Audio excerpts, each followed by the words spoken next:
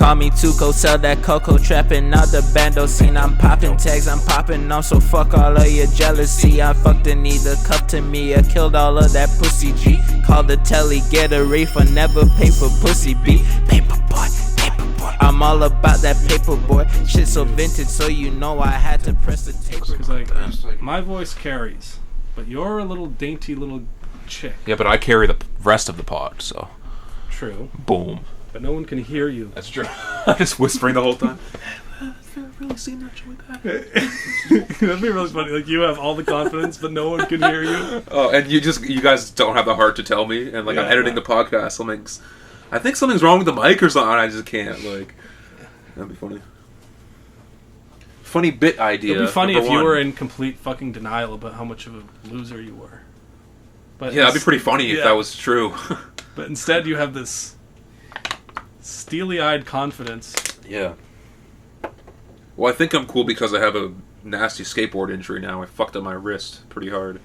And it's all bruised. I legit thought it was like, could have been fucking fractured. It's funny because I fucked up my wrist and I had fucking like 6 Patek Philippe's. Damn. It's like, like you're just like, I blind you. Sorry. Those arms don't look that tan to me, Alex. What were you doing up at the cottage all week? Should we have a tan reveal live on pod? I mean, if you're comfortable with it. Because my knees are... Alright, let me see them. Let me pop them off. We can always cut this. Welcome to the Rapcast. Are we actually on? Yeah. Okay. Yeah. We're on. We on one. Oh, we're on one, right. And it's the summertime vibe. Still, baby. Just got back up from the hinterlands of this great continent of ours, North America. When was the last time we caught? A few weeks after ago. the album released. After we dropped Please Don't Call the Cops, which is still out. Oh, right. Still, I haven't taken it down yet, so that's a good sign. Check it out in the link below. Okay, segment idea. Links below. I know Tyler, the Creator, had a clip from his podcast where he was talking about, like, people just put out an album and they just do one post about it, and then they're so... They put so much work into it, and then they're so shy to actually... I mean, that's because self-promotion makes you feel fucking gross. It's terrible. Really I really don't like doing it. It really does. But at the same time, like, have to, come though. on, man, you put all this work into it. You're just gonna like not. Yeah, exactly. Gonna like. And if you're a unknown artist like we are, like you have to, or else what's the point, really? I mean, yeah, you can just like half of it's just for fun and just for the homies, really. But also, like if you make all the effort of putting it out and mixing it and shit, might as well post about it. And I've been posting about it. It's even more fun when it reaches the ears of like random people and stuff, and you get to see a reaction. You know, so it's like. But I need to. I've been meaning to do more. I want to put out the whole behind the scenes video and shit, and start working on some music videos and stuff. This fucking July has been deadly busy for me, man. Just because I noticed how you still be promoting that thing, and because I saw the clip on Twitter, and that you and like both of you guys liked it, and I was like. And there was lots of people... the Tyler shit, yeah. The clip of Tyler talking about how artists really need to, like, not... Because, like, he's still out here promoting his stuff that came out a year ago, like, you know, with great enthusiasm and stuff. Yeah. But there is kind of another angle to that where it's, like, there's different styles of marketing your stuff. For sure. To where, like, you don't want to just shove it down someone's throat, like, endlessly pestering, like... Yeah, and if you don't know your audience, it can get tough. Like you have to kind of know who you're marketing towards, or else you're going to be shoving it down these people's throats that have no interest in any sort of anything you're doing. I remember Tom York talking about, like in the documentary called "Meeting People Is Easy," about the OK Computer tour. They were horrified that a group of executives came to them with a bunch of like charts and like pie graphs and like stuff. It's like here's who we can market the album to next, guys. You know, so we've got this market. Now it's time to go after this other market. And they were horrified by it because they were just like, why can't we just put out this art and let people who enjoy it enjoy? Why do we need to have like shove it in big artists have the all the luxury of being able to put out an album and not do any promo like Drake did and still get crazy amount of numbers and listens and stuff. But there's something to it where it's like there is a sort of organicness. There is something that's nice. For sure. It's like the best kind of promotion, and it still lasts. It's started from the beginning of time, and it still goes on today. Is word of mouth. It's like, hey, I think it where it's like you don't actually have to do any promotion. Other people do it for you. Where it's like, oh, I just heard this album, and you got to check it out. Like, that is probably the best form of promotion because it's genuine. I might argue that nowadays TikTok might be the biggest promotion. But then again, that is also kind of a because it's the algorithm is doing the word of mouth shit for you. Yeah, but you still have to post. But you the still artists themselves isn't promoting it to you. It's other people. And TikTok is weird because, like, sure, random song someone could use your song randomly without you even knowing, and then it blows up. Or you would have to grind and you have to post TikToks of your own songs for fucking ever, and hopefully someone uses fucking clips it or some shit. Because it's like it's not the artist telling you, or an artist or a label telling you should like this. It's actually people saying I like this, and here's why, and like maybe you might too, because that's I get a lot of my music from like Twitter and Reddit and shit because like that's other people saying good things about it. So in a way, TikTok and Twitter and shit, they are word of mouth, just not in the traditional sense of speaking to your friend in real life and telling them, hey, you should listen to this album. Yeah. Man, the word curator just came to my head, and now it's like it wants me to. Now I want to get out of this conversation because like, but I mean it is a thing like more respected people like who have good taste will put you on to the things rather than these like faceless kind of platforms that don't really have any real identity. Like it's just whatever is big is going to be shoved down your throat. Yeah. No pause. I'm surprised. Does TikTok have a record label? Does anyone know that? If that's true? I don't think so. They probably could. Idea, and then it's a montage. I think we just unleashed a monster. I think we just email them and they scrap the whole fucking thing. They respond right away. They're just like, yeah, we get a message right now. We can easily just put you on. No one's ever thought of doing this before. Yeah. Anyway, my name is. Oh yeah, we should introduce ourselves. 10 minutes into this fucking thing. My name's Tyler, the creator. Buddy, the friend, if you will. Don't do that at all. I'm Buddy, the acquaintance. I don't know who I am this week. You know? Whoa. And that's okay. I'm a Gemini. My the guy I am. birth name is Andrew. My legal name is Young Jizz, but I don't know if that's what I go by anymore, you know? My driver's license says... says Mohammed, but that's a completely different story. That was just a bit. And some guys I used to work with, I don't know if you've ever heard of them. Yeah. ISIS was, it was an acronym. I kind of forgot what it standed for, but... I'm Jay Pasty, a.k.a. PJ Marsh. And he has 2 new songs out, or one of them's not as new, but check out PJ Marsh and Jay Pasty. Both the songs will be linked in bio. They're Hard, Regicide, and Subway Rats. Yeah. And you made the beat for Regicide, which I'm impressed with because that's a crazy beat. Thank you. And you had to rework it. I did not know that, so I'm kind of blown away by that. Because I wanted to put out Subway Rats and Regicide on the same day, because like I have like a duality, kind of like because like PJ Marsh and Jekyll and Jay Hyde, Pasty are like Jekyll and Hyde. I even say that in my bio. But yeah, as soon as I put up Regicide, the beat was immediately taken down because it was like some copyright. Even on SoundCloud? Yeah, on SoundCloud. Crazy. Immediately taken down. So I thought, fuck it, I'll just make my own beat, so I made a beat with a similar kind of vibe, and the way that I structured it was that I could do the same flows on it, I made it from scratch. I used the Kanye clip of "Hey Josh, where the bass?" Yeah, that's great. Because I just had to. That's too perfect. Yeah, that's I as soon as I saw that, I don't remember how I saw that clip of Kanye screaming in the studio, "Josh, where the bass?" But I'm like, oh, you have to use it for your producer tag. I did not catch that. I didn't know that was Kanye. Wow. Yeah, it was. I fucking can't. Man, do you still have the fucking OG clip that I sent you or something? Because like we could figure out what it's from. It might have been from. It was from Donda, I think. No, from the Genius documentary. No. It might have been. I don't know. Something like that. I still haven't watched the third episode of it. Yeah, I don't know if I'll ever get around to it. One of those things. I'm still stuck at episode 6 or 7 or so of Atlanta season 3. Yeah, I haven't watched the finale. We'll do a whole recap at some point. Maybe when the season 4 comes out, or is about to come out again, because that's coming out this fall. The next pod might be a true running out of content pod. Yeah, I'm gonna have to come up with. We're talking about Calvin Harris. Yeah. Maybe Calvin Harris will fuck up the summer. Who knows? Yeah. I mean, shit. No. I mean, fucking Funkwave Volume 1 fucked up that summer. I feel. But I'll talk about that next week.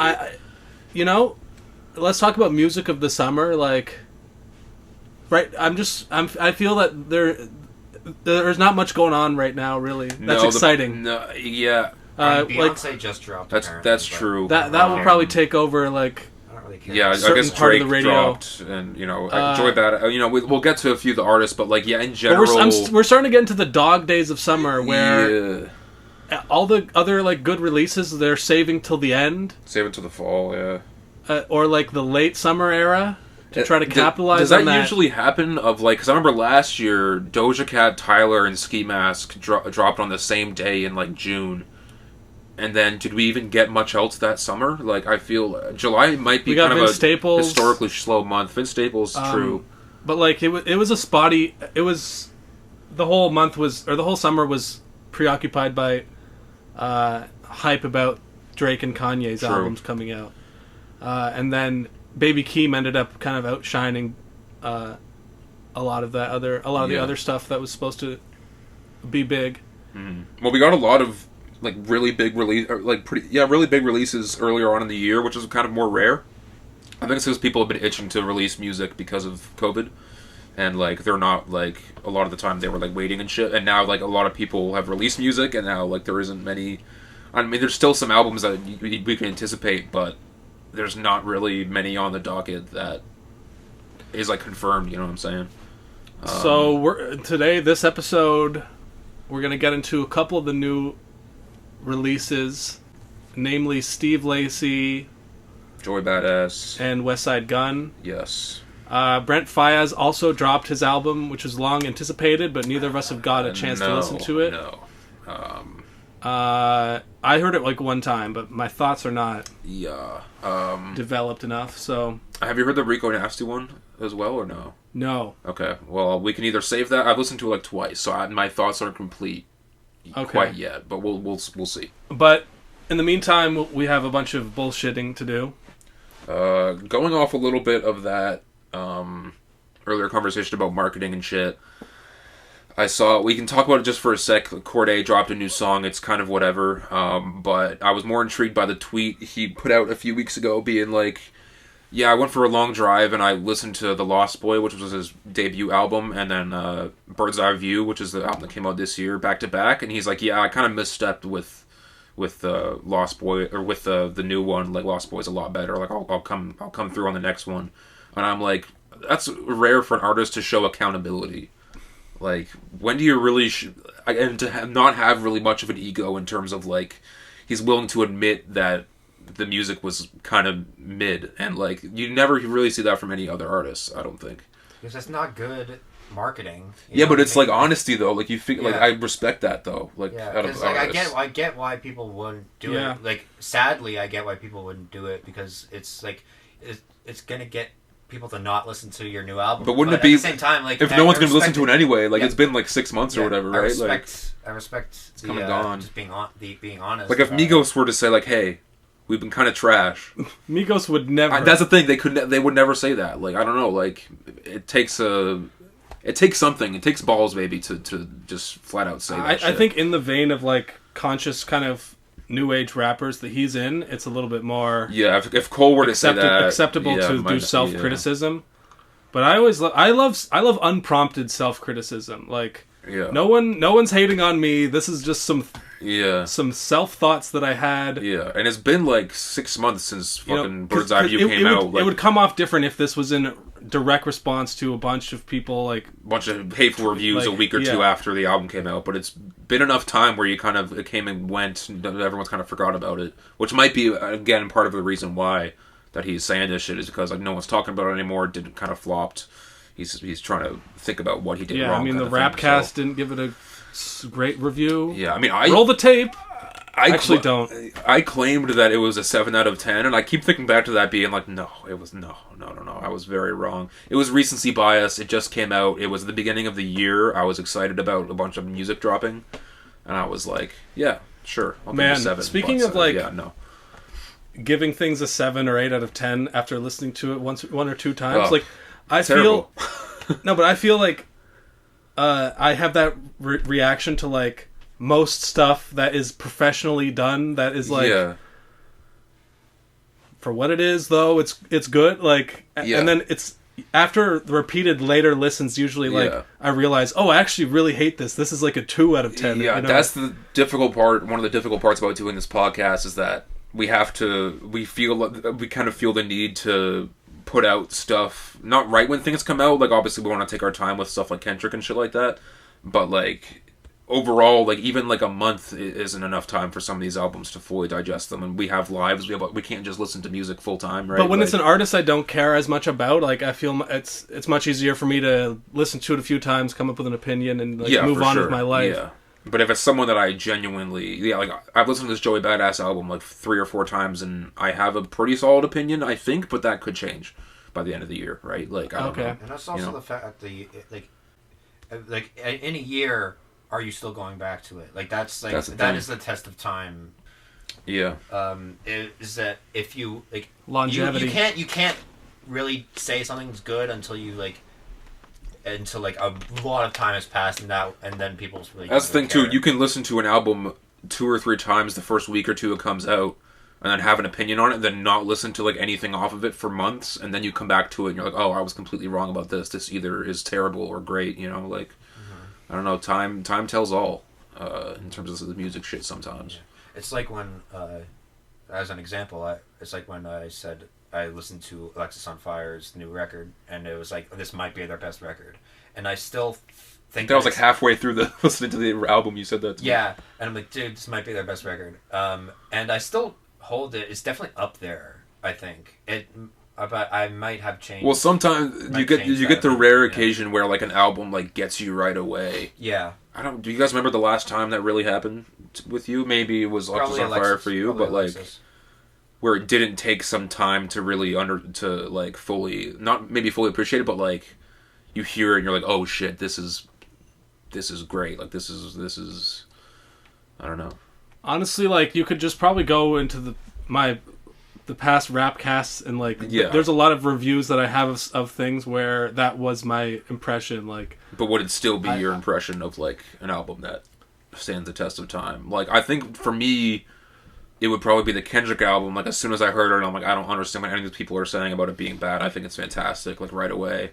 But who's to say how it's going to shake out at the end of the year, right? Yeah. In terms of the album. Well, like for one, like and this was years ago when we listened to the Off Season. Like, I gave it a really shining review right off the bat, and I think it was mostly because like I had just been so starved of any new shit that was actually good.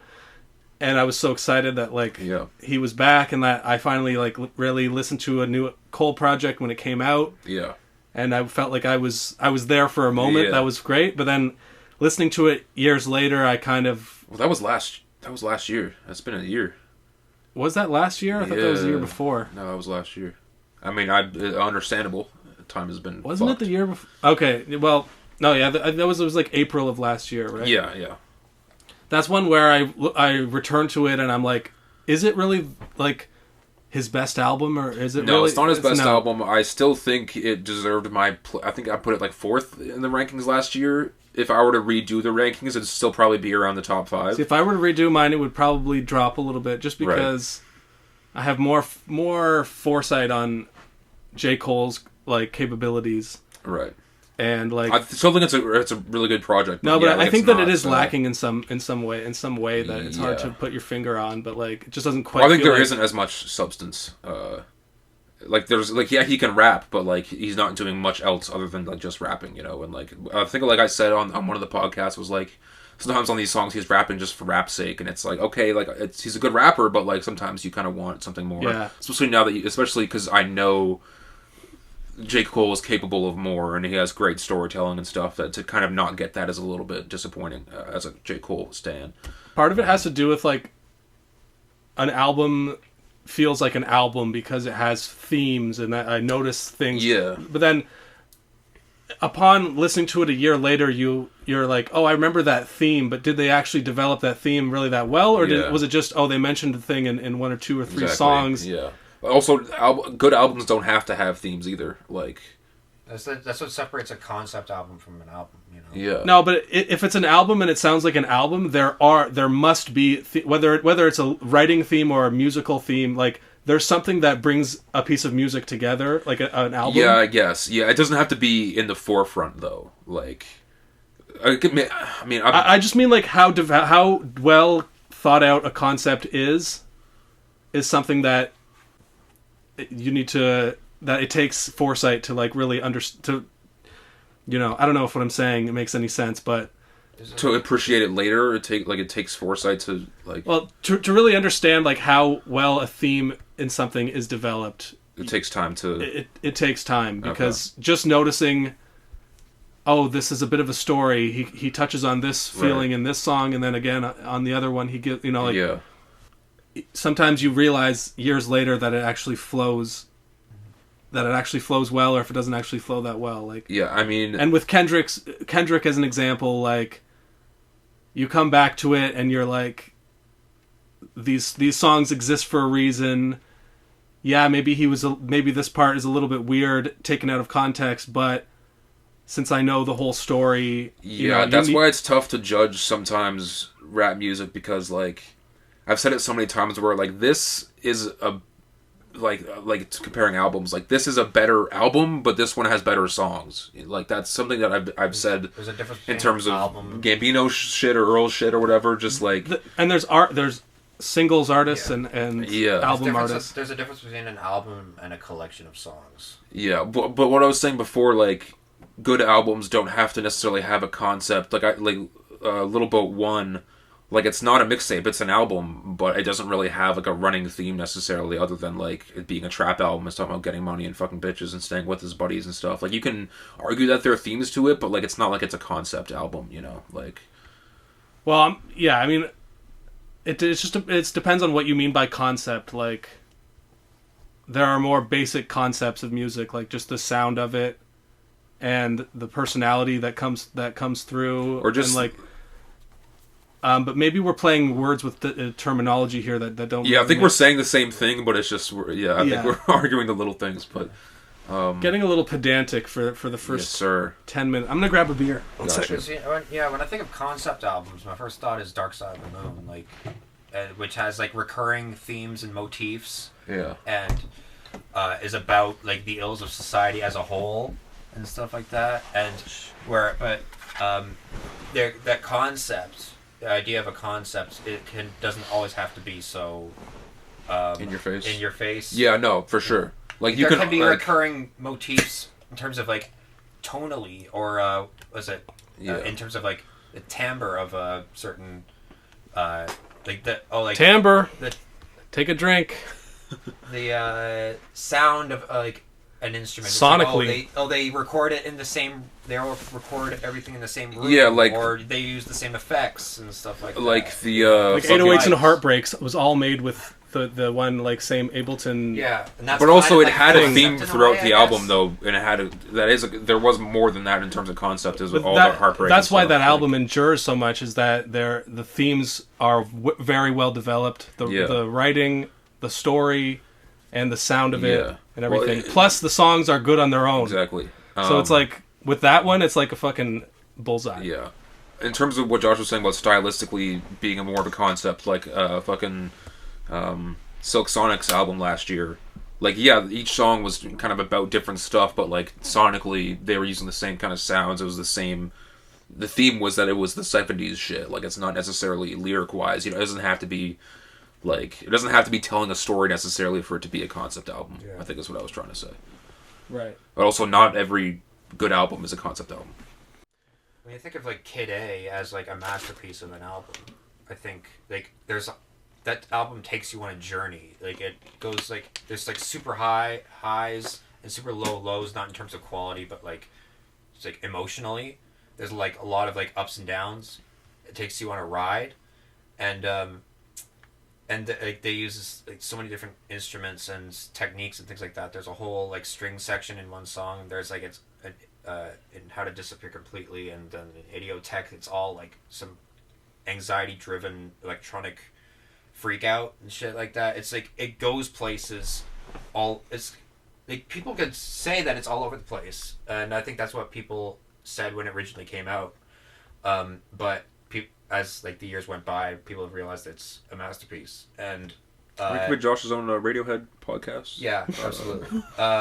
And people, and like it kind of like I said, it goes places, but there is a sort of concept when you dig deep into it. I think you can argue technological anxiety. Like as I'm trying to think of good albums that aren't concepts, I think as I'm trying to think of some, like you can argue that a lot of albums do have at least some underlying vague concept that you can argue be like, okay, well maybe that. I think this whole discussion is kind of like it's very much affected by the fact that albums like Pink Floyd, Dark Side of the Moon, or the Beatles, Sgt. Pepper. They are immediately what people think when you say concept album. That's what they think. Yeah. It tells a story, but we're trying to use the word concept in a more expansive way to mean it couldn't. But someone should do that where an album where the concept is that there's no concept. Like every song sounds like a different genre of music. Like someone should do that. I don't know. It would probably sound awful, but like. Isn't that kind of what Thrice does? A little bit. They like kind of pull from different influences. I mean, that in the Alchemy Index, that's what they did. You got him going again. They. I'm talking to my friend Josh, okay, and he's a very passionate. I'm just saying we have to have a podcast where we're not on it, and it's just Josh talking to no one about Radiohead, and it's the same exact setup where you can't see it. It would get way more views. Oh, 100%. Post it on fucking Radiohead Reddit one time. That gets more views. I mean, like. The Alchemy Index was a straight up concept album because they're like each side of the four parts of the four elements was 6 songs each. Fire was like all like post hardcore, like screaming, like really heavy shit, and then Water is all like electronic kind of vibes to it. Air, but does it actually like work? I think so. But it's all under the guise of it being rock music. Like it's still.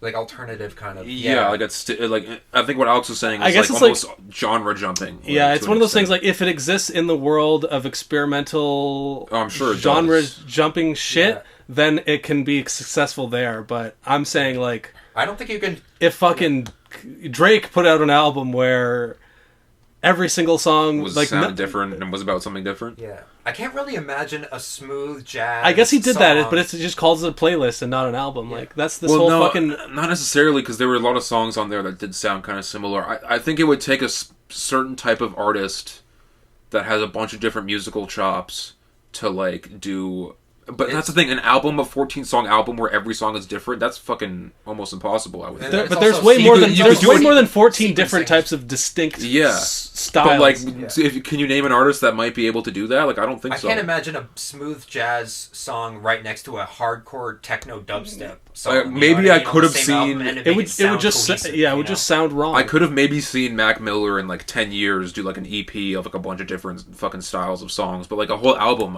I think you'd be hard pressed to... for anyone to do that. It would require a lot of like nitpicking. We have to do it, is what we're saying. We have to start the Tik Tok record label, like I said before, and we have to do an album where every song is a different genre. We got the instruments, we got the means. Yeah, I want a didgeridoo right next to a fucking computer. We can do it. Yeah. This might be a little bit too heady for this early in the podcast. I mean, we're 30 minutes in. We're in the meat of it now. Okay, but that kind of did get me thinking about like the whole concept of, you know, art and commerce, and you have this music industry. People like work in it.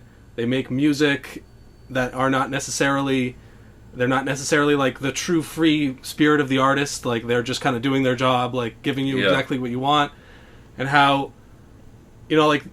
People point to these specific like directors like Stanley Kubrick or whatever, or in the classic era of Hollywood where the vision of the auteur, like they're given fucking $500 million and we like this movie like studio is just simply going to give you this money and trust you to like use it for your own artistic vision, and how like that's something that could only happen in specific time periods and specific places in history, where like somebody who was truly an artist was able to like marshal that like all those forces to make his vision. And it's kind of like that with music albums in a way as well, like how, you know, there's sort of a you're capturing lightning in a bottle. Like the label trusts you with all this money to do what you want, and they so many labels have seen this completely fuck up, and the whole industry does not have as much money as it did like 20 years ago, or they're not giving it away. Yeah, well, the thing is, only certain artists can get away with, or I'm sure only certain artists have the privilege of doing, like, of the label being, like, do whatever you want, we're not going to intervene at all. Like, cause there's some fucking album, a lot of albums, like, have, like, the one pop record, or the, like, Schoolboy Q, every album has, like, the one kind of, like, more pop, softer fucking R&B, not R&B, but, like, has a featured studio. They want to have a radio song. Like, that's, like, it's rare to... I would think that a label is completely, like, hands-off. I think Kanye is completely hands-off. Because if a label was in charge of his shit, they wouldn't have let him put out 2 or 3 fucking Christian records. But the thing is, like, even during the heyday of, like, Life of Pablo, like, he was still on a record label at the time. Yeah. And, yeah, I mean, that was definitely an example of, like, the industry gave him a lot of leeway to make what he wanted to make. But part of why Life of Pablo is such a classic is the collaborations from like everybody who was big at the time. But it's just kind of it's like there's definitely a parallel to the world of Hollywood directors and how like there's really only a handful that a studio would say like just here's millions of dollars and just do your thing. Quentin Tarantino and like Guillermo del Toro and fucking Robert Eggers is up there. He might be getting there. But, like, Eggers was kind of an interesting thing where the studio, A24, got behind him with this Northman thing and gave him hundreds of millions of dollars, and then the movie was kind of a financial flop. Because no one was going to the theaters at the time, and no one goes to the theaters unless they're watching fucking Despicable Me 2 or whatever. So... Man, I was at not to completely derail the conversation, because I don't want to keep it going, but I was at the drive-in like a few days ago, last weekend, to see the new Thor movie, drive-in in Oakville there. And but we were parked at a specific spot where you could also see the Minions movie playing behind it. And the whole time I was like trying to pair up the audio to see if like anything in the Thor movie would like, oh, that's funny, it's happening in the fucking Minions movie, right? Anyway, how was Thor? It was alright. It was alright. You know, none of these Marvel movies, other than the new Spider-Man one post Endgame, have been anything to Christian really Bale talk as about. the bad guy. He was cool. He was cool. But I don't know. Anyway, in terms of artists that I think Kendrick probably doesn't have much feedback from. I guess he's off he's off TDE, but I think is he still signed to like Interscope or some shit? I feel like he still might be signed to somewhere though. Like he has his own fucking label, but like. Is he still signed to someone? I'm not really an expert on labels and who's signed to who or anything. But I doubt if Kendrick is still, if Mr. Morale was still fucking under a label's command, I think they wouldn't have interfered at all, and they would have let him put out whatever the fuck he wanted. Like, and sure, you might be able to argue, oh, fucking Rich Spirit, oh, like some of these songs are a little bit poppier. Maybe those were maybe those were label influenced. No, I think that's just what Kendrick wanted to do. Yeah, you can't say that was necessarily. I think Mr. Morale is the album that Kendrick has wanted to make for a long time. I think it's completely him. So I think like you're getting artists like Kendrick, Kanye. I'm sure Drake probably can do whatever the fuck he wants. It's just Drake is not an artist anymore. He's just a fucking that's the thing. He is the label. Whore. Like so you can't really make that argument for him because he's not gonna take that freedom and use it. He's gonna be like, oh, I'm just gonna make the same thing. Like he's not gonna like even if the label is like, oh, here's $100 million, do whatever you want. Yeah. He's still gonna make the same fucking album we've been getting, right? I mean, not to literally become like lean in on the stereotype that you were constantly pointing at me as, but Radiohead did that too, actually, as well. They literally have it in their contract that they get final say on anything before anything that they release. Yeah, maybe some artists do have that, but I feel like in the rap world, so it is a matter of to make a point of that is that it is in a contract as well. It's like some artists have more creative freedom. But I feel like because rap is a young man's game all the time, their labels anyway. And then because rap is a young man's game, like, I don't think.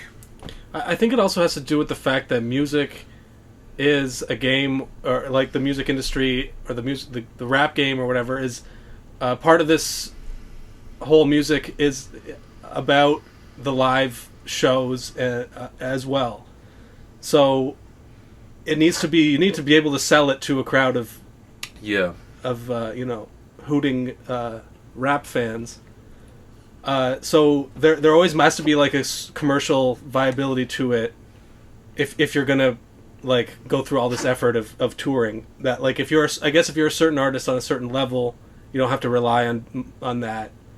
But it's just one of those things where like just in art in general, like when are people actually given the full resources and the freedom to do what they want? Yeah, that's rare. And when does that actually yield positive results? I think that more often it's a very rare area of art that like more often than not, when people are given absolute creative freedom, they tend to make good shit. But will they make successful shit though? Is the question. Like if they're still backed by a label, will that still be a success to the label? You know. Well, I mean, labels are notoriously nitpicky and very like high expectations. Where it's like, I mean, this isn't the video game industry, so it's completely. But it's also like the label. They have to make short-term decisions. Like they can't be thinking about what if in 400 years this is considered like best thing in the world. But yeah, no. Anyway, just a thought. Let's move on. All right. Well, I have the hiccups, so we can carry on. We are battling hiccups for you folks. This is shit. It's been an all-day battle for me. So I've said on this podcast before, you can roll the clip. You can roll the clip if you want, Andrew, future Andrew. And he did some really cringy dad bars about like, you're a bum because you're so ass and you're so so dumb. Okay, might be a hot take. Any like ass or shit type of bar, like I'm the shit, I'm diarrhea types. Like all of that is bad. There's no way it's gonna be good. I said there's no good shit bars. There's no good poop, fecal matter, toilet bars. So I did a little bit of research to try to figure out if there are any. I have a bunch written down here. I want to get your guys' opinion to see, and you guys have to tell me if it's a good poop bar or not. I have ones that are on here just completely for jokes because they're obviously terrible, but I have other ones on Trash here that I'm fire, not. hiccup edition. I want you to cut every single time you hiccup. Just make a nightmare for yourself. 7 hours later. I'm back from no hiccups now. I just had to chemically shit, guys. myself. Oh no! Now we gotta take another break. All right, so recap the game. I'm gonna give you guys some shit bars. You tell me if we're doing trash or fire. Shit or shit. Let's say shit or flush or something. Shit or the shit. I don't know. See, that's an example of a bad shit bar that I'll get to. I'm the shit. No diarrhea. Yo. Okay, so Jermaine Cole has many. On Everybody Dies, he says straight shitting on these piss poor rappers. You got the shit, you got the piss. Flusher? That's a flush? Yeah. Alright. That one was the good one from J. Cole. That was the one where I'm like, this could be good. The rest are terrible. I let you feel like you the shit, but you can't out fart me.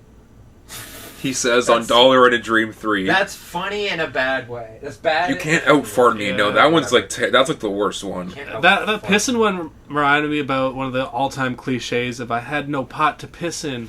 Yeah. Now I'm on the fucking, whatever. Like, you can make that work, but like, I don't know what it is about shit rather than piss that it's easier to. Because it's funny. They're both disgusting words that no one should ever say, and we've already said them more than ever should be said in one podcast. But go on. He says on the song "On and On." I've never heard of this one. Bitch is always on my dick. I wear a condom when I shit. That's kind of funny, but. Bitch is always on my dick.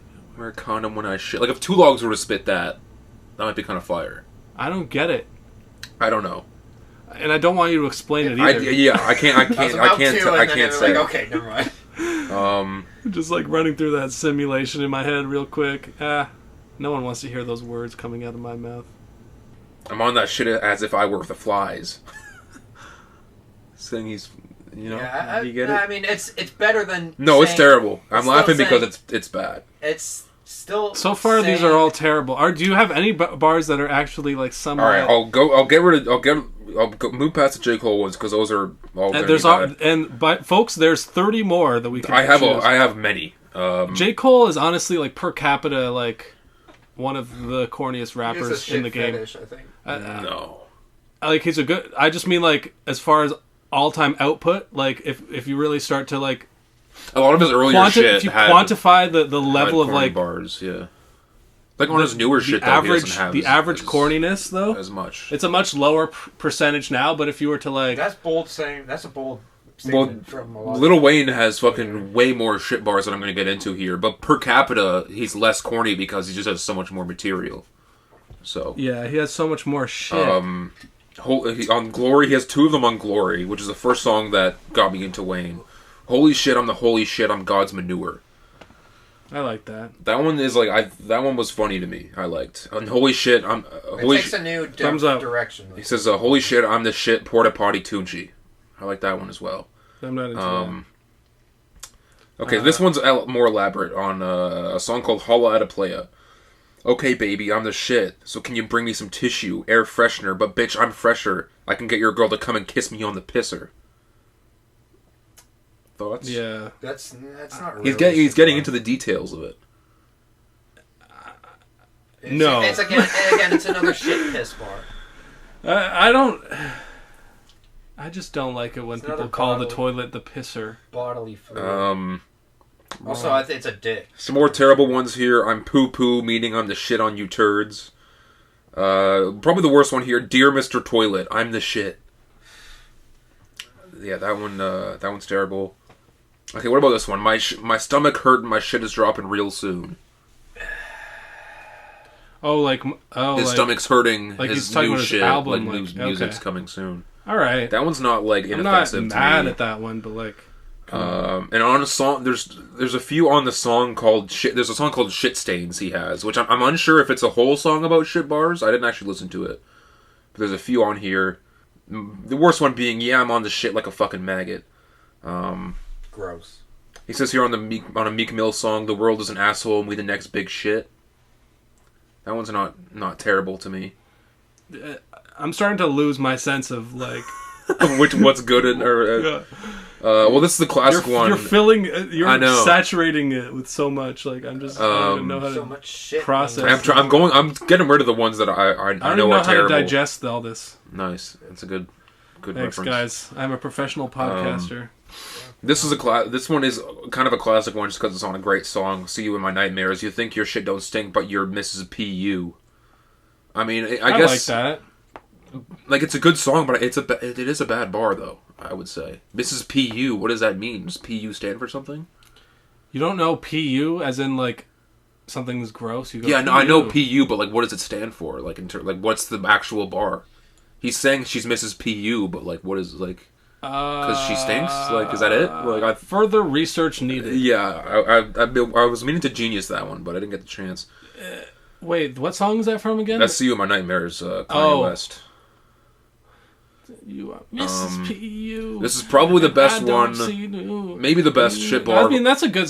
Now that I'm like singing it in my head, like I'm okay with that one just because it's a good song. Exactly. You can give it. You can forgive it if it's a good song. That's the thing. That's the ting. On We Steady Mobbin', this is probably the best shit bar of all time. Got 10 bathrooms I can shit all day. That's a classic. It's a classic, you know. All these are from Lil Wayne? Yes, yeah. I'm jumping in this shit like a pogo on a potty. Yeah. I wish I had something to share because now you seem like you're just like a sick fucking guy. I'm sorry for the guy who's eating while watching this podcast. Yeah. Okay, this one isn't half bad. By Jay-Z on a song called "The Evils." I kept feeding her dollars till shit started to make sense. You know, sense. Started to make sense. He's feeding her dollars until shit started to make sense. So it's getting digested into sense. She's shitting out coins. And also could be like he's feeding her dollars, like he's giving her money I'll give that until one shit started to make sense. At least there's more meaning. There's something to it. It's not just I'm the shit. I'm double. diarrhea. It's like double meaning. Eminem has some terrible ones. I won't even get into them because we know they're bad. Trippie Redd has some terrible ones. Kodak Black's classic. I'm the shit. I'm farting. I don't know how to potty. Is terrible. I'm the shit. I'm farting. The whole Absol, part of the Absol verse on the Smoke Again song by Chance. Let me put my mouth where your potty boo. They piss need potty training. They movement shit. That's a potty train. Yeah, I like Absol, but and in a similar sense, I forgot about this one because it's on a good song. But Mac Miller on the song Ladders. I've been in this shit so long that it don't smell. I mean, it's basic, but taking the bar out of context, it's not like a great bar, but like it's on a good song. So I'm willing to give it the pass. They can be humorous sometimes, and they can, I'm not against comedy. Yeah, and I like this one as well. Denzel Curry, my gun got diarrhea when it boop boop boop boop boop. I thought that's pretty funny. It's on a great song too. Because that's the intro song. That's the intro of that's the starting bar. I'll play the song for you later, and it kind of goes hard. That's why I have bias towards that one. Childish Gambino, Freaks and Geeks. I'm the shit when these dudes talk. They talk and bull me. Yeah, I like that. Josh? Not really. Damn. I can't get Josh on any of these. I mean, you got me on some of them. There was that one. And I was listening to this the other day. Hologram on the song Estacion, whatever the fuck the song is called. Action Bronson, the new one. Estaciones. The gun strapped behind the toilet because I'm with the shits. It's not a good bar. I think I came to the conclusion that if it's supposed to be funny, if it's in a funny song, then it works. But if it's out of nowhere, like the Kodak Black fucking shit or the Absol shit, then it's just why, But I feel because we have some. I'm sure there's some shit bars on Please Don't Call the Cops. I'm sure we have some. I don't know. There's a rapper named Two Logs. I mean, that's true. But yeah, I think that's the least offensive thing about him. Yeah, I know, that's the thing. To sum it up, I think that when I originally said there are no good shit bars, I don't think that's necessarily true. It's just that it's rare, and that the majority, 90% of them or 95% of them are terrible. But there's ways you can make it work if it's more of in a comedic sense. Then I can see it being good. But taking out of context, a lot of these shit bars were shit. I just think ultimately that's my segment. It's the English language itself that needs to come up with new ways of saying poop things. And shit, and we'll come up with a new word for poop. Then let's all put our heads together. Everybody poops, so everybody can relate to it. Hey. I mean, my solution is just to never talk about defecation or of any sort, and just we should all have a little bit more shame. Okay, and I'm looking directly at you. You farted on this podcast. I won't forget it. Roll the tape. No, don't actually. I don't want it. You're baiting me. Destroy the tape. Find the tape. Roll it and destroy it. Roll it for once. Then kill yourself. Then burn. Then burn the tape. Wait, actually, hold on. Strike that. Let yourself on fire and then hold the tape. Oh, I can't. Oh, fuck. If you farted on my on my pop filter, I would have ended you myself. Oh man, I thought that'd be a great way to end the segment, but there's definitely some. I'll end your segment. I just thought of some horrible bar that I can't even remember, but it was something to the you ass out, and you said you were the shit, but you assed out. Maybe sounds real enough, but I couldn't tell you which way. Anyway, this is too much swearing. It's like we just discovered swearing, and we're it's like seventh graders. This is what you have to add to the culture. Yeah, this is the scraping the bottom of the barrel or the drain of the toilet in terms of content. This summer of the Rapcast, we're trying some things. We're experimenting. No, not gonna lie, that one made me chuckle a little bit. I'm talking about people who write shit bars. This is what you have to say. Yeah. You have this platform, and this is what you have to say. I'm not against. I still like comedy. Yeah, that's the thing. I'm not against it. I just wish they would try harder. Yeah, the whole shit of I like comedy that isn't designed for 12-year-olds, but aka shit. Comedy. SpongeBob SquarePants. Even SpongeBob SquarePants doesn't do a lot of shit, Well, he there's never there's clever shit bars though, and there's like funny. Yeah, I mean, yeah, but like you said, it's few and far between. Yeah, but like you saying that like it's for 12-year-olds, I think it's a universal. Fucking farting and shitting. That's a universal thing. That's kind of funny. Yeah, but like that, like it is stereotypically like when you're 12, you make poop jokes. You know what I mean? Like, but we just made poop jokes for 5 minutes straight here, and we're all mid-20s. We're just like rehashing other people's. Yeah, but they weren't 12 when they made it, so something is clearly wrong in society and in people's brains that they're okay with saying I'm the shit, I'm diarrhea on a public platform and releasing it for the public. Maybe it's more of a society issue than a rap issue. I don't know. I don't know if we'll ever get to the bottom of it. We've exhausted this. Point is, we've gotten in it. We've gone through the corn, through the corn. We've siphoned through it. That was another shit bar because you get corn and I shit. know, I saw that one, man. Right. Yeah, at some point I'm going to do my own segment on some types of bars that I find to be way overdone. But with me, it's more like, it's not like no one should ever do this type of bar, but it's like English language. Come on, please start working on some new metaphors. Definitely, like, I mean, it's a cliche in rap of I got it out the mud. I was here, I was there, and now I'm here. I used to ride the bus, and now I hop on a private jet. We've heard it a million times, and you can... And I'm not, like... I could keep listening to that for the rest of my life, but y'all need to start coming up with some new things, because, like, it's just getting so stagnant out there right now. With certain... But I will highlight specific ones that I find. I think the bakery, the whole bread... The whole bread metaphor, it could be a whole other segment as well. The bread, I was because we talked loosely about doing like a whole corny bar segment where we went more on the shit bars. We just didn't have a lot of time to do it. Well, this shit bar thing has been a hobby horse of you for it's mainly been an experiment for me, because I've said proudly before that there's no good shit bars and I hate them all. Yeah. So it was more of an experience for me to try to go through and try to actually find some, and I came out with some that I do enjoy. So. Congratulations to me and me alone, you motherfuckers. Yeah, well, and congrats to Travis Scott for saying, mixing the water with cheese is making the money get mold. Well, when did he say that? On Astroworld. Oh. A bar that I've long tried to figure out, like... Wait, he mixed the water with the cheese? It's making the money... I think just... Get moldy. Water. I think it's just, if you get water on cheese, it gets moldy, maybe. I don't know. No, but he's making the money to get mold. So it's like cheese is money. Cheese is money.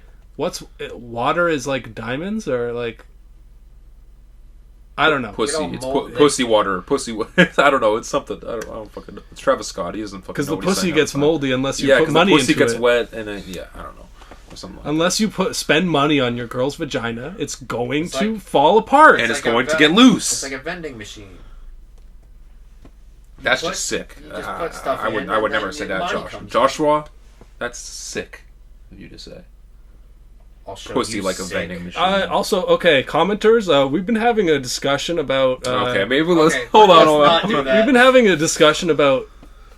Do girls have big booties, and do they look good in shorts? Oh, what? Comment below if you've ever seen, if you have any input on this, like, just comment, put pics, put your new music, maybe. Okay. At this point's been an hour. I did this shit segment, so maybe you start off with Westside. Okay, Westside Gunn. Peace flag. Boom, boom, boom, boom, boom, boom, boom, boom. Hey yo.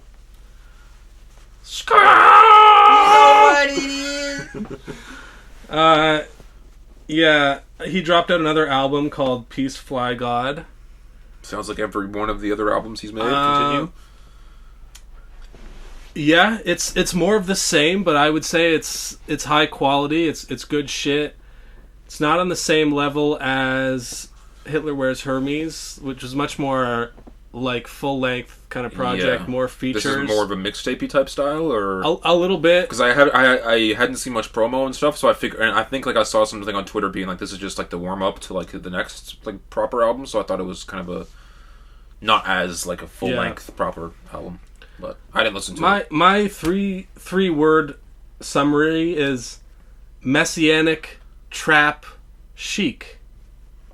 Okay. So kind of part of the whole talking about concepts and themes, Westside Gunn, he has this like religious theme of like that I'm like the savior to all of y'all, and like, but also like I'm selling crack, like it's part of his whole aesthetic. I'm saving you, but I'm also killing thousands at the same time. But it's that and paired with the like slowed down like kind of soul samples, instrumentals that he raps on. Yeah. And the very like luxurious, but also very wacky kind of style that he has, like it fits together nicely it's high class, on a project. It's goofy type of thing. Yeah, I mean that's just his whole style. I think like. I mean, he's in the Guggenheim, and he's got his shooters walk out with Versace, and they're gonna fucking like blast you into like that kind of thing. And it's just really dope. Like, there's certain songs that are standouts, and certain ones that are kind of just like filler, but it's like it's just something you put on. It's not. Yeah. I'm not really here to criticize the songs I didn't like as much or whatever. If you look at it, it kind of has... One of my notes is autofill song names. Like, it almost has, like, AI-generated song titles. In terms of, like, just rap or, like, Westside Gunn? Like, it's just... Yeah, it's like...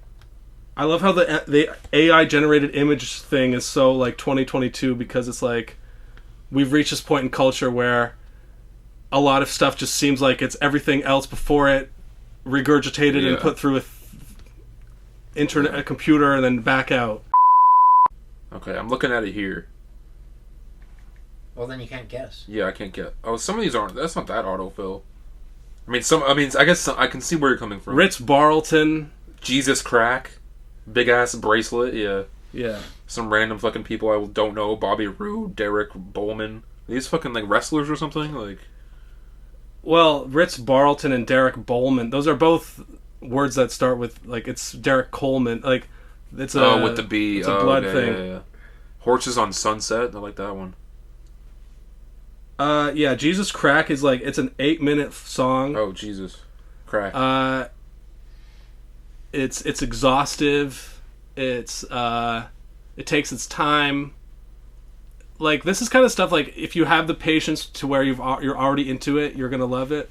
Yeah. But I don't see, like... As an intro to Westside. I don't know if it would be the greatest intro to his style. Yeah. Because it's a little bit... It would probably be a little bit of a slog unless you're into it. The guy that starts off has this kind of, like... I wrote stochastic flow. Is that a word? Couldn't fucking tell you. Stochastic? I think so. It's like it's like a certain rhythm of rapping that's kind of like a little bit more old school 90s style boom bap-ish. Okay. But it's actually kind of hard to make out exactly what's being said. Oh, weird. But it's this first guy that starts off. I'm not actually sure who it is. But Stove God Cooks also shows up on it. Nice.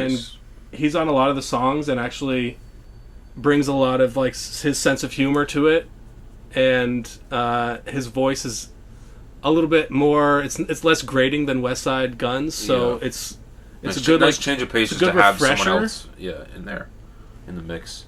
The best Westside Gunn verses are like he just comes on and spits so many words out of his mouth in like 45 seconds, and then the rest of it is boom boom boom boom boom boom boom. And like it's so much of it is just attitude with him. He's like a great wrestler. Honestly, Ritz Barlton is like a great acid jazz kind of dope. It's just dope. Big ass bracelet. The chopped up soul sample. Stove God has a line where he says something about she's like his bitch has a Chanel prayer rug. That's pretty dope. Which is like that's they're really getting into the nitty gritty. They're getting. That's what's they've developed their style so well to where it's just like they can just keep. I don't know. They can just keep writing. It's almost a parody in itself of just like the extremes that they'll go to on some of these lyrics of how crazy they'll get in terms of like the expensive brands and shit, but also mixing the drug stuff and the religion stuff kind of in there. Yeah, and the luxury shit. Yeah. Yeah, sometimes when I'm talking about coke rap, I just keep trying to like convince people, and they're just like, it's like, what if you don't like it, I don't know, you don't get it, right? Like, because like I don't fucking do cocaine or anything, but I love this shit. Yeah. Yeah, Derek Bowman has another one of the great verses. He kind of has a tribute to Virgil on that one, which is good to see because they were pretty involved together. That cover of his, yeah. Last one I'll talk about is just Horses on Sunset. It has like, that one sounds like sonically much different than the other songs. It was maybe like, it seems like it was on a bit of a different style. It sounds more like polished and like maybe it was from something else. But that one's him and Stove God, and it's like, how's it a different style, like in terms of the production? It's just like, it's more sad. And the production is a little bit more like melancholy or some shit. Yeah, I guess so. And like the other songs are much more focusing on like the old school samples that are like blown out and made to seem all like druggy and like. Okay, gotcha. But that one song, Horses on Sunset, is a little bit more of the soulful Westside Gunn, which you don't necessarily see as much. So kind of just a fun album. Nothing too crazy. But definitely there's 4 or 5 songs that I will yeah. I still don't know if you'll quite convince me on Westside Gunn. I mean, I agree with like the whole, like it's about his persona. Like I really fuck with his verse on the new Joey Bada's album, and like I really do enjoy like when he comes in on other people's songs. Like I love his attitude and the lyricism, and his voice isn't as annoying to me as it once was. But like I don't know if I'll be able to sit through a 40-minute fucking project of his anytime soon. It was just one of those things. So yeah, I listened to the Conway album that came out this year. I listened to Benny the Butcher. Haven't listened to this one. Don't really intend to. But if he's coming out with like a more polished one this year, I might give it a shot. But we'll see how the rest of the year shakes out for Griselda boys.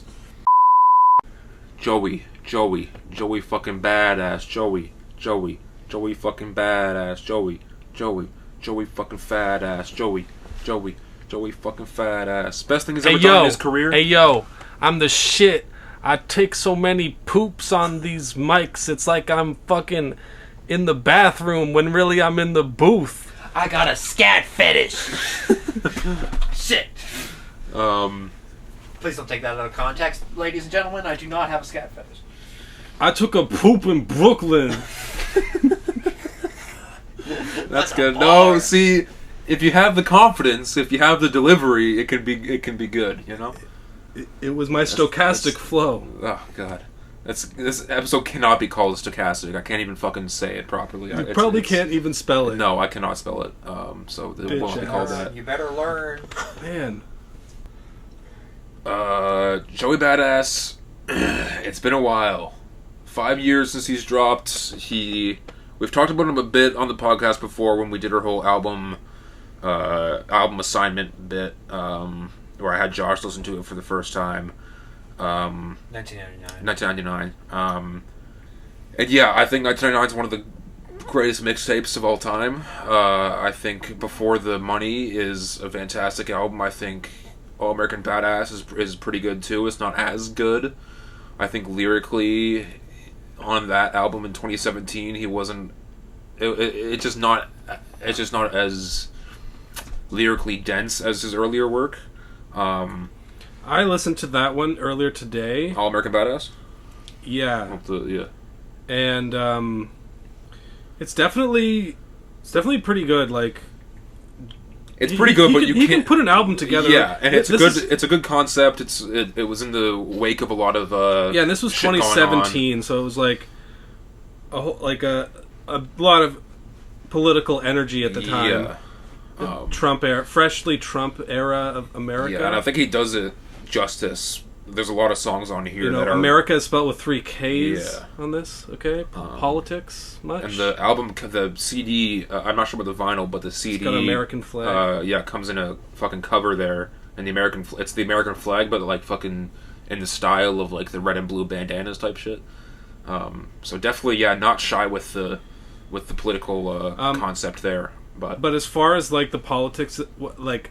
It's pretty basic. I found the album to be a little bit overbearing and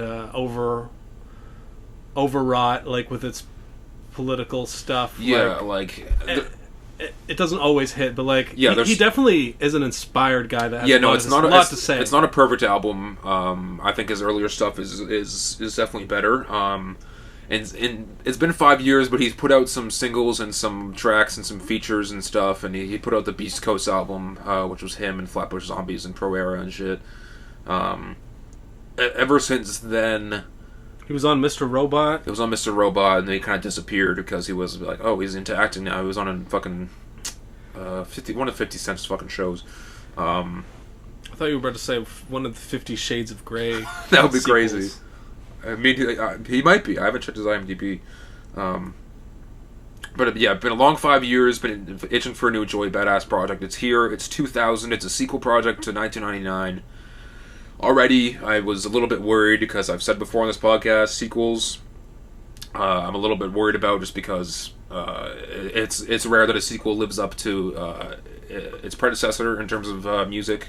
So what were the singles from this? Were just Head High, right? No, it was Head High. He put out a lot of singles. He put out Head High beforehand. He put out Where I Belong beforehand. He put out Zip Codes beforehand. He put out Survivor's Guild beforehand. And he put out that Revenge song. And wasn't Brand New 9/11 already out, but it didn't have the Westside Gunn? No, it was feature? There was a song last year he dropped called Let It Breathe, and the first 30 seconds were this song. And then he switched to the Let It Breathe song, which is a completely different beat and song. That isn't on this album. Okay, because when I heard the sample, I was like, I remember this. It's the beginning part of that shit. And the whole Brand New 9/11, the line. Yeah, but the Westside Gunn albums weren't on that, so maybe at that time he didn't have Westside Gunn on the shit. Anyway, we're getting too ahead of ourselves here. But and the whole thing with sequel albums is that it forces the comparison, almost. It really does. And if I'm going to compare the two, 2000 doesn't really come close to being as good as 1999. But if you separate them, I still think it's a very good project. I think it's probably my top 5 of the year, maybe in that range. Honestly, I would put it up there in my top 5, maybe on a number 5 or something. Yeah, I think it's number 4 or 5 if I were to really think about it. But it's really solid all throughout. The only bad moment is the Chris Brown song. That song just isn't good. I was about to say that too. And there's other songs that don't hit necessarily as much, but the rest of it is either good to great. But I will say, if I'm getting all the negatives out of the way to start, there isn't really many really high moments on here where I'm it's not. There's where not you're many... going right to back to the song and you're like, I have to listen to this. Yeah, the closest thing maybe is Survivor's Guild. It's because it's such a raw, emotional song and it's unique and it's been a long time coming for Joey fans, especially because the story of Steez and everything like that. And I really like Zip Codes a lot too. And there's a few other ones that I would say are my favorites, but still nothing on here touches his older stuff to me really. I think it's better than All American Badass though, I'll say. Because I just like this style I more so. Just off one listen to All American Badass, the main song's Devastated, and the other one, then the other Temptation's a great one. Those were the two that I was like, oh, I remember Andrew playing this shit because those are the most accessible ones, but also they're catchy as fuck, and he can make pop hits, and I'm not against him making more kind of poppy-ish songs, but he's at his best when he's on his fucking lyrical shit flowing on how would you describe the style of All American Badass compared to this? Because I was in terms of production or just overall, mainly in terms of production and just overall sound and what kind of musical genre does it fit into? In 2000 he's trying to go more 90s boom bap kind of Renaissance shit. That's kind of what it feels like and that's where you get into the 1999 comparisons, but it's because that's what he was also doing just 10 years ago. This is 10 years more mature version of Joey, and I hadn't heard 1999 as much, so I don't have as strong of a connection to it. But and maybe this is just my recency bias we were talking about earlier. But right now, I'm kind of thinking this is probably my favorite Joey Badass album I've listened to yet. 2000. Yeah, I mean it's definitely. And I only heard it a couple times, and they were up north, so I'm always gonna associate it with being. We gotta be careful about that shit. In terms of the negative shit, I think my biggest thing is that lyrically, he's not. His abilities seem to have. I don't know what the word would be, but diminished. Diminished, I suppose. I'm not entirely sure why, because he's clearly still trying, and like it's not like these bars are terrible on here. There's a few that are bad, but like the song Zip Codes, he has a bunch of one-liners in there that I think are great, like the whole dropped out of high school, still voted most likely to succeed, the whole Larry David Curb Your Enthusiasm bar. But then he also has some like on the Survivor's Guild song, the whole like emotional song to his dead cousin and Capital Steez. He's like, oh, Capital Steez, he tried to go in life too deep and too hard. Pause. Like it's some gay shit, and he was like, oh, I have to make sure to not. I'm like, come on, man, you don't have to do that shit. Like. It's not warranted. Doing a pause on a song for your dead homie. Yeah, I don't know, man. It's a little bit bad. It's not like necessarily a bad bar. It's just kind of leaves a bad taste in my mouth. That'd be funny. It's like a guy trying to do a tribute song to his dead homie, but he keeps mentioning some gay shit. He's like, so preoccupied about not seeming gay. He's like, yeah. And I really love. By the way, nothing ever happened with us. Like sexually, we're just good friends. Yeah. Anyway, yeah. And I cried when he died, but like not in like a. Not in a gay way. I love you, bro. Not in that way. And we'll get to some more homophobia bars later. And so stay tuned. And the other like really bad bar on here to me was on the last song, which is it's a great song, like the whole live instrumentation shit. It's a fantastic closer. I thought that was a great moment. One of my favorites for sure. I don't remember what it's called off. Written in the Stars. But he has the bar on it that almost takes me out of the whole thing where he's like, I stay up like a teenage boy's cock that's hard or some shit like that, and I'm like, wait, what? Hold on, what? Man. I didn't even notice some of this shit, but it's only because I heard it like twice or three times. Let me pull up the exact fucking shit. He's trying so hard not to be gay on that one Capital Steve thing, and then he just comes out like it's pedophilic. Like, what the fuck? Said my stalk like a teenage cock, it stays up. Yeah. I don't know. There's you guys know what teenage cocks are like, right? Go look up pictures of them. Wait, hold on. Like there's a few bars that that aren't great on here.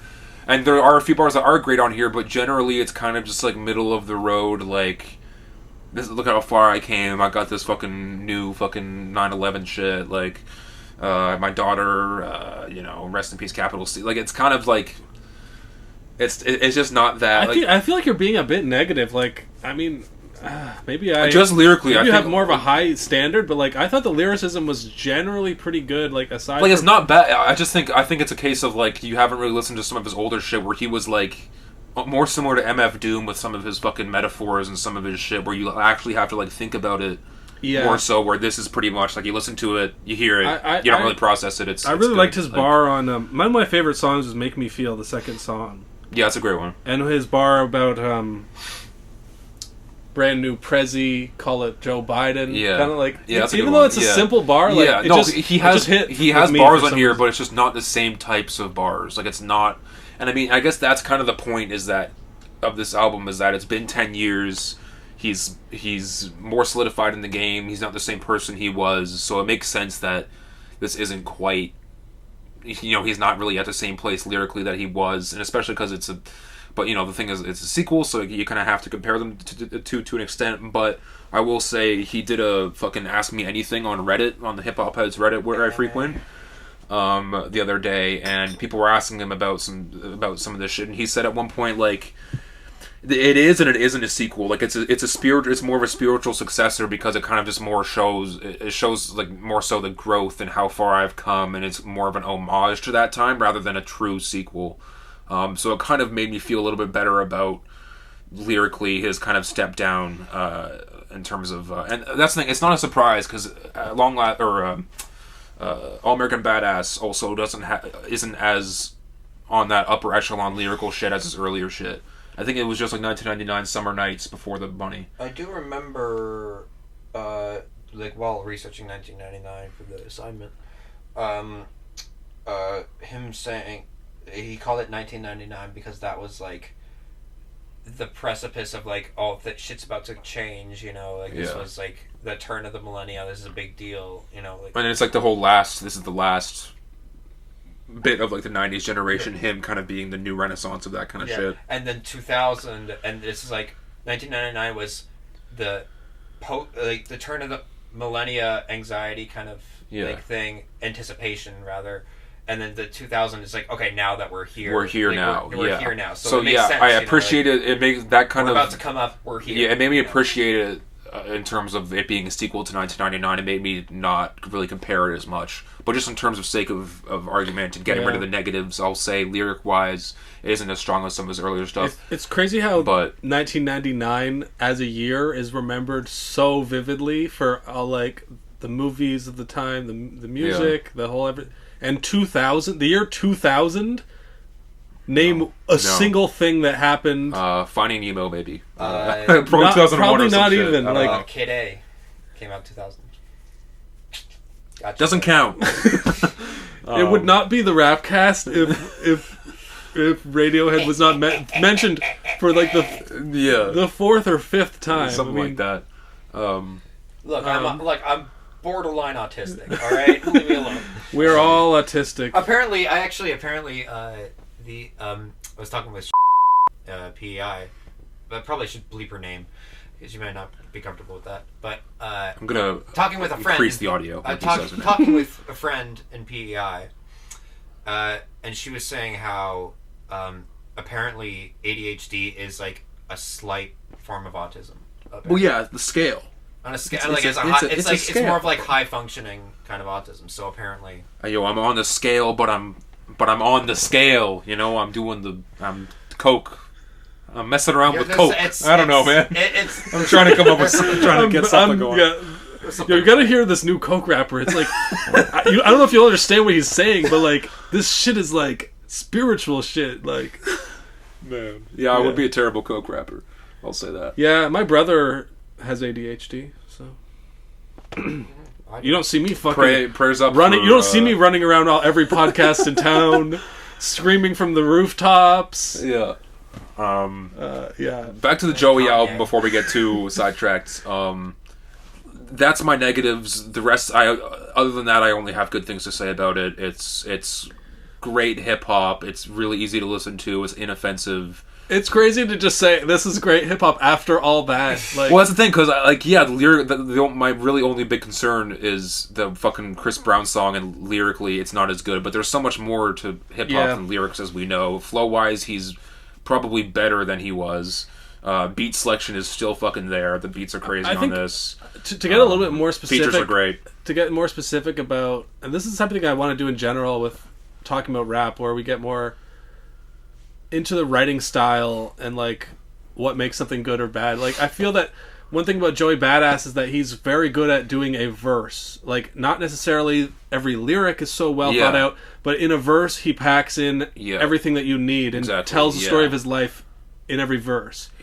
And is able to touch on like topics without like meandering too far into what, you know, like exactly. He's good at that. He's good at putting it together, songs, like, and like forming a body of work. Like, that's why I would give this thing like a 7 or 8 out of 10. No, I still think it's an 8 out of 10 easily. 8.5 maybe, but I still have to say it. Like, I like how he started off with the song with him and Diddy. Like, it's a great intro because it's kind of low key on like some piano shit. Like, it's fucking it's mess also hall or something. He's sort of deconstructing some of the classic New York era music of the past, like with doing this, you know, and we will proceed. Oh, how's it go? Yeah, we will proceed. We give you what you need. Yeah, kind of bring it back to that old shit, like he does so well. In terms of there were some other samples that I didn't quite recognize, but I'm like, oh, I know this from like a previous like. For sure. Yeah, so I kind of like that, just in terms of placing this sonically in Brooklyn, in his milieu, sort of. For sure. And I thought that was a great intro, and the first 4 or 5 songs they're all great. Like super solid. Make Me Feel, I love. Where I Belong, I love. Bringing on 11, Westside Gunn is great. Cruise Control Branding 9/11 is like that's probably the standout track for me. Just I mean, you're Westside Gunn because I'm a Westside Gunn stan. But they work really well together. Also, just on the beat, he's crazy. It is great. It is a great song. I would say Cruise Control is kind of just a whatever song. Cruise Control, I like though. Like that's what I was saying before. Like how he can kind of delve into the more poppier shit, like Temptation or Devastated. And still kind of like it's not as good of a song, Cruise Control, but it's like an easy listening. It's solid. It's catchy. It's what you want. Yeah, exactly. Like that's what I said earlier. But Eulogy is pretty good. I don't really remember that one as well. Zip Codes is one of the highlights for me. Bars on that one. One of Us with Lara June is crazy. The beat's awesome. One of Us has a bar. Here we go. This also connects to our last segment as well. He says, Venus in Sagittarius, but I took her to Pluto. I got a gold soul, not that Acapulco.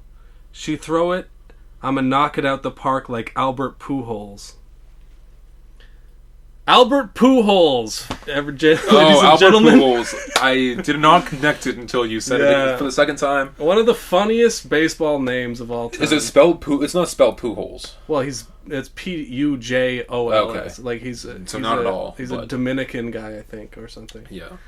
But yeah, Pujols, like, come on, people. Yeah, but at least he didn't try to make it into a shit bar, where he's like... No, that's actually a clever bar about, I fucked her in her pool. Throwing it...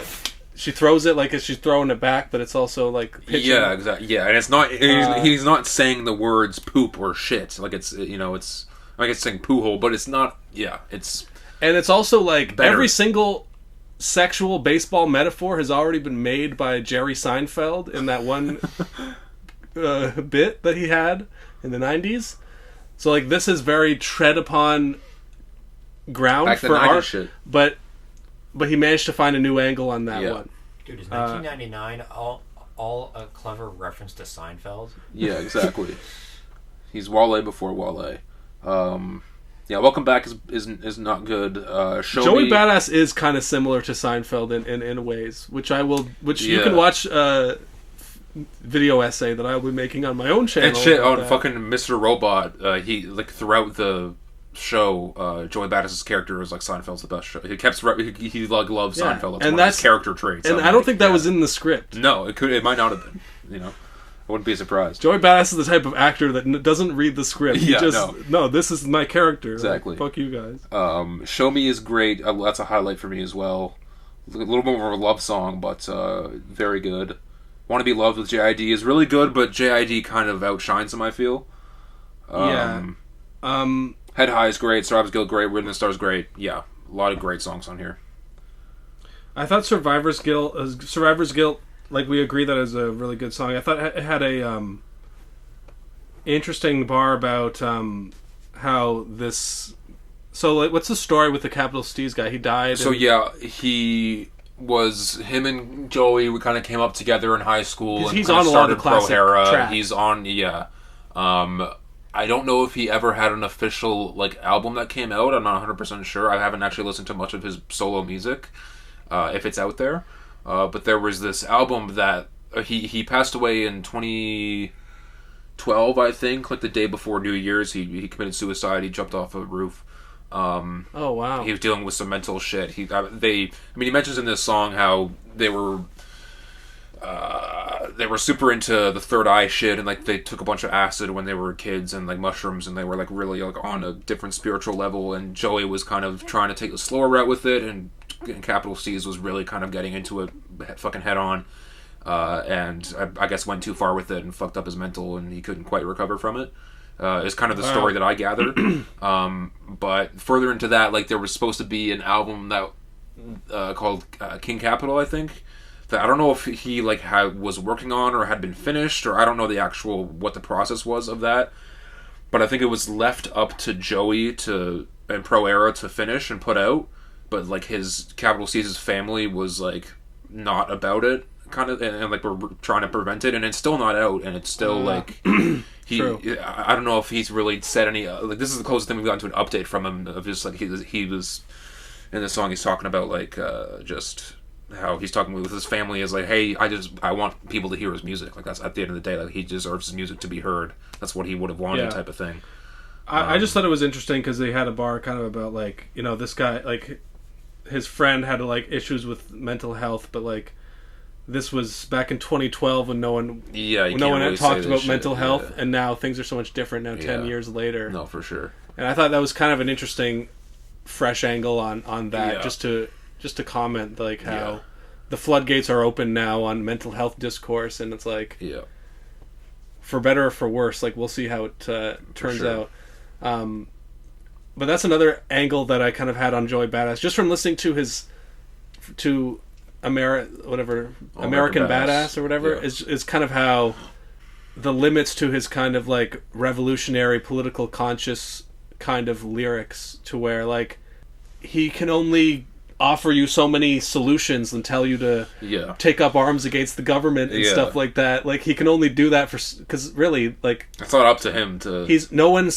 There is no violent revolution taking place right now, so it's like you can make all this music about that as you want, but like at the end of the day it's kind of superficial, or it kind of, because he's just a rapper who like bought property and has jewelry and other like I mean he's pursuing his own path, and like that's why I think that other album kind of feels a little bit he's out of his element, or he's trying to be Kendrick Lamar or something, or trying to be J. Cole or something. But I don't think just because he's a rapper he's not allowed to like talk about this shit and like throw concerns, and like he's a black man in America, like but it's just right? Like he was really calling for revolution on that album, and to end up having, and then now listening to it 6 years later, and his new shit is about having expensive car, and you're like, I get in retrospect, but I'm more so thinking about like listening to this album back in 2017 and listening to it again last year or 2 years ago, the whole George Floyd thing when we were at the protests and shit. I remember listening to that album again around that time. I'm like, it's crazy that this is still relevant, but it's also kind of crazy how like he's no revolution has actually happened, and it probably won't. So I don't fault the music for that. No, I'm not saying like the music is like, I'm not blaming him. I'm not blaming him for not like creating a revolutionary moment, but I'm just saying that like the writing was a little bit weak. In certain or a little bit came off a little bit confused or muddled, and on this album it doesn't focus as much on that, or it seems a little bit more. I just like the writing on this album better. Because it doesn't try to do stuff that it's not going to like. I agree, and I kind of liken it to Run the Jewels, how they also call for change, but their political kind of leanings are also pretty basic, and just like kind of they're saying surface level shit. They're not really getting too into it. Kind of similar to All American Badass to me. It's a good. But. I think also on the fucking Reddit shit that he was on, he was saying like he was not sure what he wants to do necessarily for his next album. Like he said he could see himself going more again into the political shit, or he could do a different direct. Like he really doesn't, kind of up in the air. So we'll see. But I think fucking Joey Badass. It took 5 years, but I think it was worth the wait. Some people are disagreeing, saying it's more mid and it's just kind of disappointing. But I'll let him go at his own pace. I'm not asking much from these rappers. When you compare everything that they do with their best work, everything's going to be exactly. That's why I've been nostalgic. It's been a bit of a struggle this past week, just because like it being a sequel and comparing it to his album that came out 5 years ago, and it has a lot of expectations towards it. Trying to kind of nip those expectations in the bud before listening to this album was a little bit tough, but like I think I came through successfully and. Fully enjoyed this project. More people just need to like take things as they are and not compare them to other things, even if like it's just like, even if it's their past work. You got to make content for what it is, though. We've been saying it. It's the 24-hour media content cycle. Yeah. Exactly. So let's. Any more wrapping up thoughts on Joey Badass? I'm good. Great album, Joey. Jovan. Keep it up. Talking about homophobic bars? What homophobic bars were you talking about? Oh, the Central Cee song. Oh. Doja. Let's actually just get that comment right out of the way for now. Kind of fire. British rapper Central Cee. I saw a clip of this guy on Twitter, like, where he just says, "How can I be homophobic? My bitch is gay." Yes. Man. First line on the song, you know. Is that what he said? Is this the first line on the song? Yeah, like he starts off. That shit. I knew he said it 2 other times. I noticed those when he said it. Well, then, he knew that was the meme. So he was like, "I'm gonna say that." Damn. But he also has a bar about. The song is called Doja, and he has a bar that says, "Snot." Doja, I'm trying to indulge ya. Yeah. So another trend is rappers. Well, first of all, let's talk about that line. How could I be homophobic? My bitch is gay.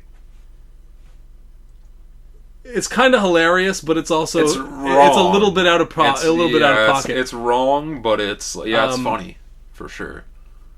But he's a British white guy. Is he white? Let us know. I really don't. I really can't. Is he white? I'll be real. Let us know in the comments. This is a good segment. Is he white? Episode title. Keep it going. We already found. Are we white?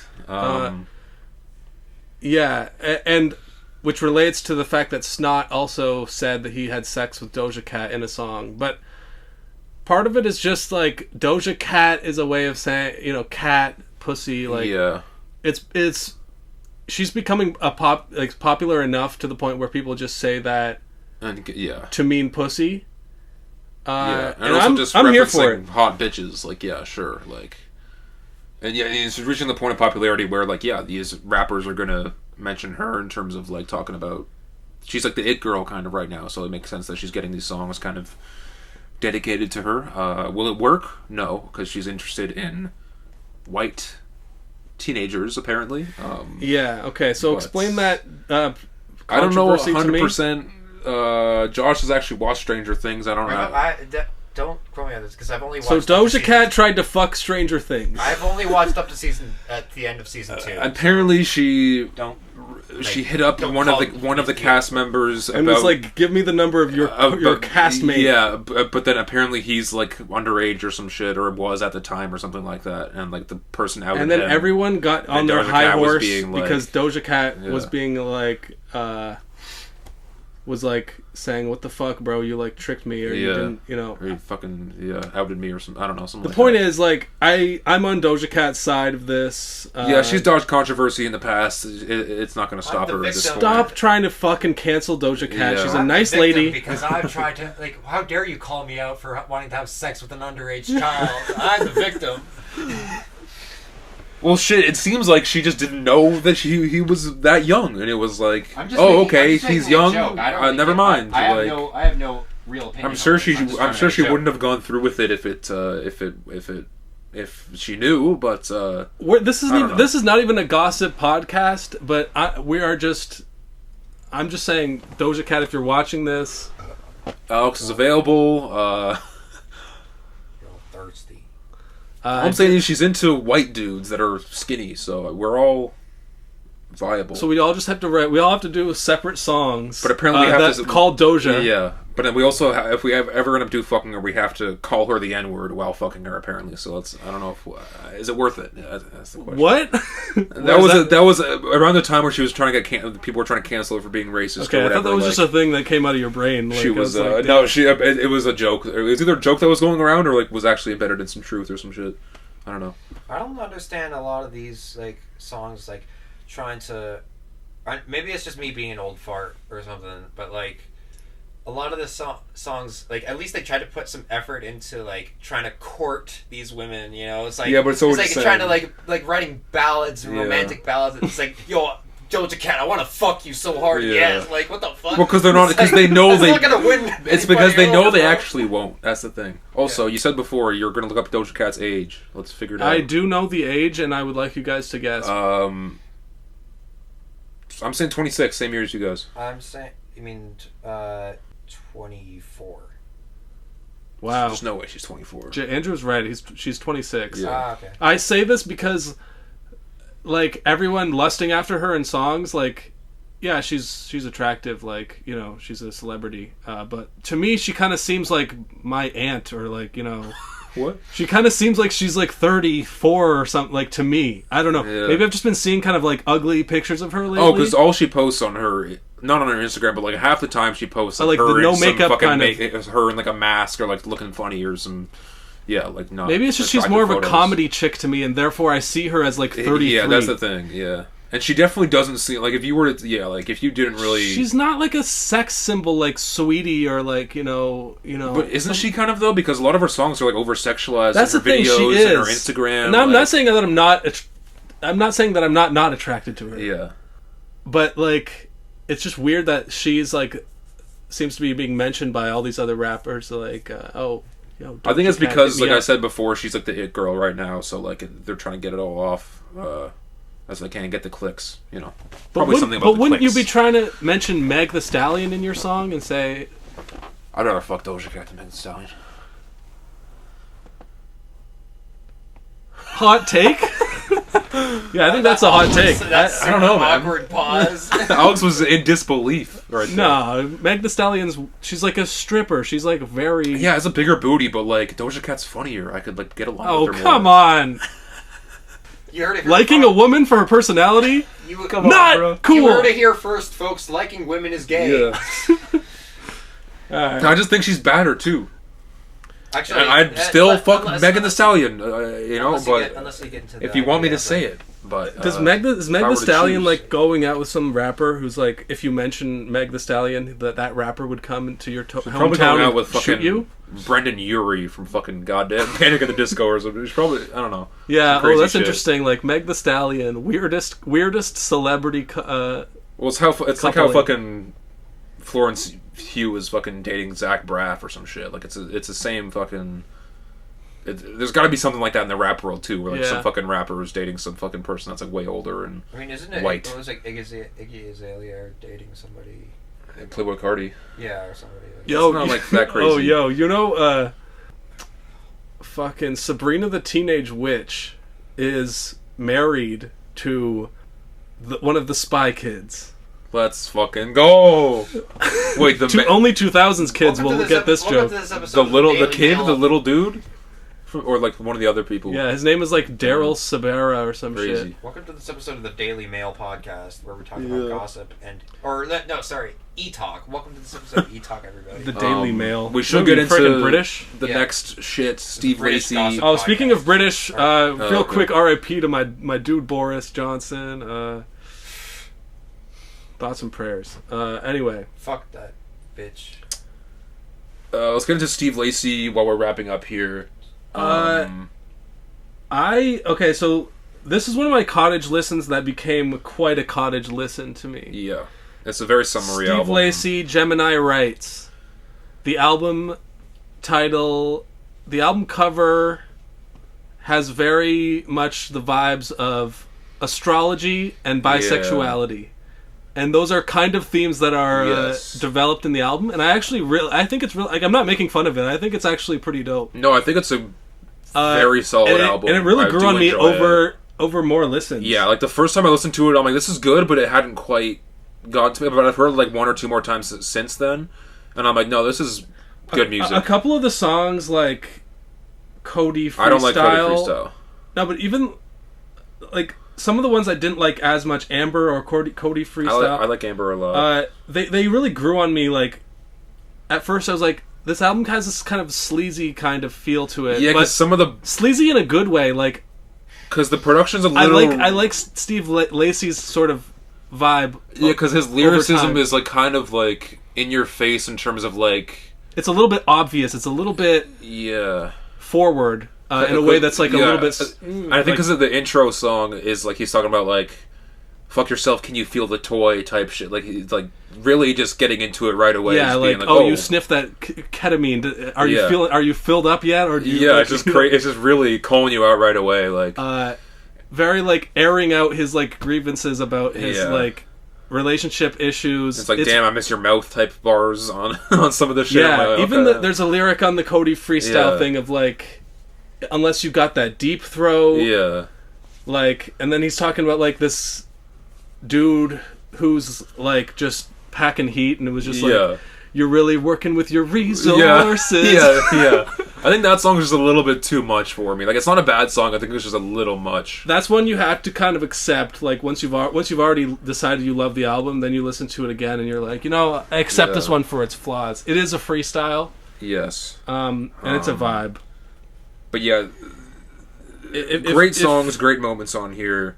I mean, if you're a Gemini, you're gonna vibe with this. Instrumentation is great. A few kind of maybe rough patches, but like he plays guitar and he does a lot of his own production, and it's kind of, some of it's kind of rough, but I think it kind of works in a way. No, it's like simple in a good way. Like Okay, I feel so much justified because I made that joke the other day to you about how Steve Lacy just sounds like a blues guitarist name. Yeah, it's like, dude, I saw Steve Lacy open for fucking Joe Bonamassa the other night. You do was shredding. Like, it just sounds like a blues guitarist. So hearing him, knowing that he plays guitar is like, okay, I feel justified a little bit. Yeah, well, he's the guitarist of in the internet, the one with Sid, Odd Future. Oh, really? Yeah. Oh, that's great. He sings in that too. I wasn't expecting to like an album that had so many themes about, Mercury's and retrograde. And, I mean, it's also like a heartbreak. Never trust a Gemini. I think this album gives me shades of Igor, Tyler the Creator, in terms of slightly. In terms of it being like man-on-man relationship, heartbreak kind of thing, but also like sound-wise. And I'm also getting like Kevin Abstract vibes too, of like not in terms of lyric, just like in terms of voice and like some of the melodies he's hitting and some of the instrumentation. I'm getting like, I don't know, a mix of like Tyler and Kevin Abstract, who are two artists that I really like. So that's a good mix to me. Helmet's a great track. Mercury, that's one of the more interesting ones. Like, and it's longer, and it has a few different twists and turns in it. But I didn't like it as I remember I heard that song like a few weeks before the album came out. At first, I was like, "This is a bit whack." Yeah, and I was like, "This is weird," but like, I do like it. My favorites would probably be like Static, Helmet, Buttons, Bad Habit. But like Mercury Sunshine. Has this has like I think it was the Spanish kind of guitar playing and the trumpets that kind of gave it more like the summer vibe to me. But there's also like a part where he's like singing kind of R&B style with like auto-tune behind his voice. He tries a lot of things. It was a bit of a choice, like a choice that I made a note of, and I'm just like, not sure if I think it's like whack. That's why like I don't think there are any bad songs on here, but like some of these moments are like, oh, that didn't really maybe quite work out as well. Did you listen to Apollo XI, his last album? No, this is my first Steve Lacy album. All right, yeah. So I listened to that one before, and I kind of have when it came out. Yeah, like way back in, I don't know if that was 2018 or 19 or something. That one kind of I have like similar feelings towards, although I think that one is a bit more all over the place. Yeah. I've heard it wasn't as good. It isn't quite as good. That one has like more mid tracks on it. I think this is definitely an improvement. Right. But that first album had all the ingredients were there, and like there's a song called Playground, which is like definitely really good, and like certain ones I would love to see him play live. Yeah.